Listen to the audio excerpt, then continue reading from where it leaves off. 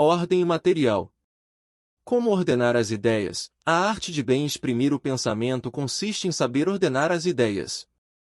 Ordem que dá clareza a toda a comunicação. E como se ordenam as ideias? Fazendo a previsão do que se vai expor. Da reflexão, passa-se ao plano.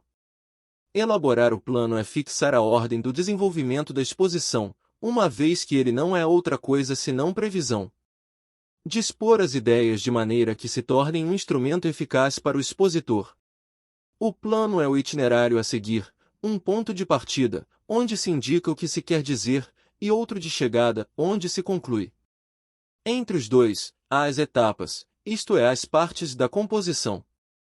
Construir o plano é, em última análise, estabelecer as divisões.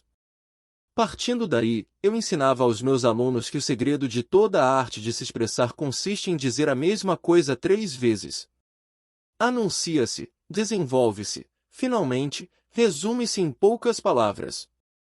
Em seguida, passa-se outra ideia. E meus alunos transformaram estas regras numa canção. Disse o que se tem a dizer, já se disse, disse o que já foi dito. Cronológico é aquilo que pertence ou que é relativo à cronologia, a disciplina cujo objetivo é a determinação da ordem e das datas dos acontecimentos, eventos históricos. A cronologia faz parte da ciência da história. O termo cronológico vem do grego e significa algo como estudo do tempo. Antigamente eram utilizados diferentes sistemas de contagem do tempo, sendo que cada tipo de sistema era diferenciado segundo a época e também a região.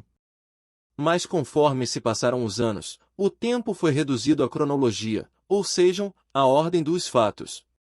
Sendo que o fundamental principal era remontar os tempos em dias, em anos, décadas e também em séculos.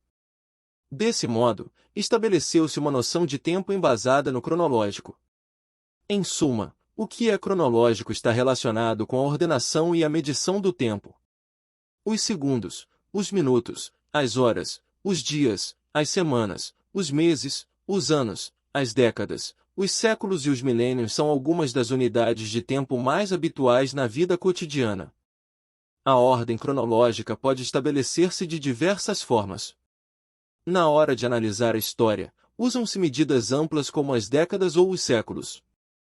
Se quisermos estabelecer uma ordem cronológica das atividades do dia, é mais útil recorrer aos minutos ou às horas. Já a idade cronológica refere-se à quantidade de anos contados a partir da data de nascimento de uma pessoa. Temos ainda o que se conhece por tempo histórico, que diferente de tempo cronológico, mas alguns acabam fazendo uma certa confusão. O tempo histórico possui relação com as mudanças que ocorreram e ocorrem na sociedade. Nesse sentido, o tempo histórico se fundamenta nas mudanças que os seres humanos causam e como eles são afetados por tais mudanças. Diferente do tempo cronológico, que conta o tempo por meio de relógios e de calendários, o tempo histórico se foca no limite de tempo e estuda os acontecimentos desse período. O tempo é imaterial e você pode recebê-lo no seu corpo, reparando no crescimento do cabelo e das unhas, em marcas na pele ou nas batidas do seu coração. Além disso, é possível medir a passagem do tempo por meio de instrumentos com exemplos: ampulheta, clepsidra, relógio atômico, relógio de sol, relógio de vela, relógio de pêndulo, etc.